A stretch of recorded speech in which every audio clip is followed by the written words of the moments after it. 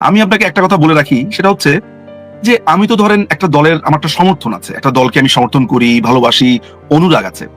আমার কথাটাকে আপনি হয়তোবা কোনো জায়গাতে খারিজ করে দিতে চাইবেন। কিন্তু বাংলাদেশে নিশ্চয়ই একদিন মানুষ অনেকগুলো সত্য জানতে পারবে।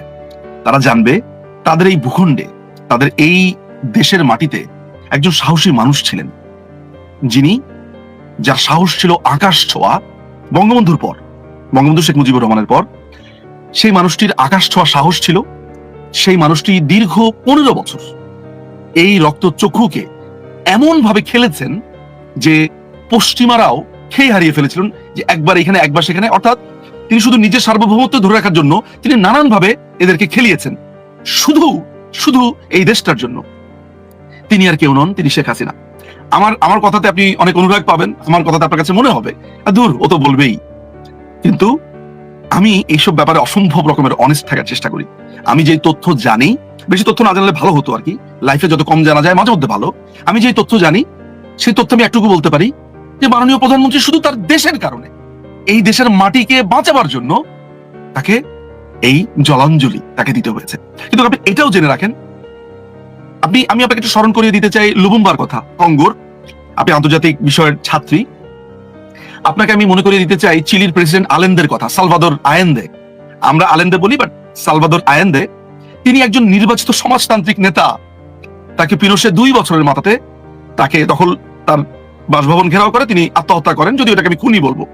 এভাবে অসংখ্য নজির রয়েছে।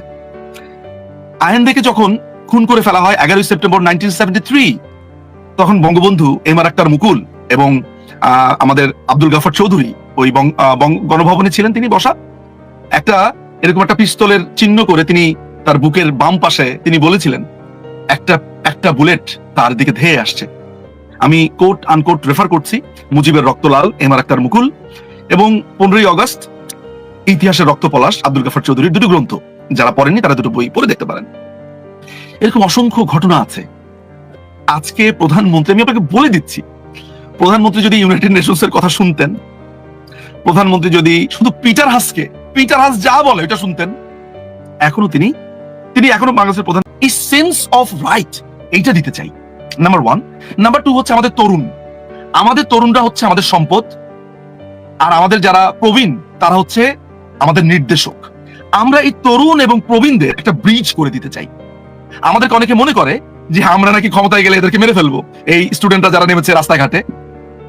আমরা এদেরকে জড়িয়ে ধরবো, আমরা তাদেরকে জড়িয়ে ধরবো, আমরা তাদেরকে বলবো যে তোমরা যা করেছো এই দেশের জন্য, দেশের কথা চিন্তা করে তোমরা রাস্তায় নেমেছো। তোমরা ভেবেছিলে আমরা খারাপ, এই যে তোমরা ভেবেছো আমরা খারাপ, তাই যে তোমরা নেমেছো, এর মানে হচ্ছে তোমরা দেশের কথা চিন্তা করেছো। কিন্তু তাদের বিচার আমরা করব যারা তোমাদেরকে এই মিথ্যা কথা তোমাদের মাথায় ঢুকিয়েছে। তোমরা যারা নেমেছো তারা কোনো অপরাধ করোনি। বাংলাদেশ আওয়ামী লীগ যখন আসবে তখন সে এইভাবে আসবে, সে বাংলাদেশ আওয়ামী লীগের যে চরম বিরোধী, তারও সে প্রধানমন্ত্রী, তার নাগরিকও সে টেক কেয়ার করবে। অর্থাৎ যেন একজন চরম আওয়ামী লীগ বিরোধিতাকারী 3 বেলা ভাত খেতে পারে, তার কাজের জায়গাতে সমস্যা না হয়, তার জমি একটা কেউ দখল করে নেবে, তার বাড়ি দখল করে নেবে, এইটা যাতে না হয়, যেন সে আওয়ামী লীগকে গালি দিতে দিতে 3 বেলা আরাম করে ভাত খেতে পারে। এই ম্যাজিক্যাল আওয়ামী লীগ এভাবেই গড়ে উঠবে। এবং এই দলটি ক্যাপিটালিস্ট বা বুর্জোয়া, যারা পুঁজির সঞ্চয় করে অবৈধভাবে, তাদের একটা স্টেশন হিসেবে ব্যবহার হবে না। এটি হবে প্রলেতারিয়েতের, শোষিতের। এই দেশটা হবে শোষিতের, শ্রেণীহীন যারা রয়েছে তাদেরকে এই ভাইব দেওয়া যে শ্রেণীহীন বলে কিছু নেই, নো ক্লাসিফিকেশন, আমাদের সবার রক্ত লাল, আমরা সবাই এক, আমাদের জাতি বাঙালি, আমাদের ভূখণ্ড বাংলাদেশী। আমরা এই দেশটাকে আগামী এতগুলো বছরে ঠিক এই পার্টিকুলার এরিয়াতে নিয়ে যেতে চাই। আমরা আমাদের শিক্ষা ব্যবস্থাকে একটা চরম উৎকর্ষের সীমানাতে নিয়ে যেতে চাই। আজকে একটা চিকিৎসার জন্য যাতে আমাদের দেশের বাইরে যেতে না হয়, পৃথিবীর সবচেয়ে শ্রেষ্ঠ চিকিৎসা এই দেশে হবে। পৃথিবীর সবচেয়ে বড় একটা শ্রেষ্ঠ ফুটবল দল, একটা ক্রিকেট দল, একটা বড় শিক্ষার্থী, একটা শিক্ষালয়, একটা বড় চাকুরির জায়গা, একটা কমার্শিয়াল স্পেস, কৃষি, প্রত্যেকটা জায়গাতে আমরা শ্রেষ্ঠ হতে চাই। কিন্তু এই শ্রেষ্ঠ হয়ে আমরা অহংকারী হতে চাই না।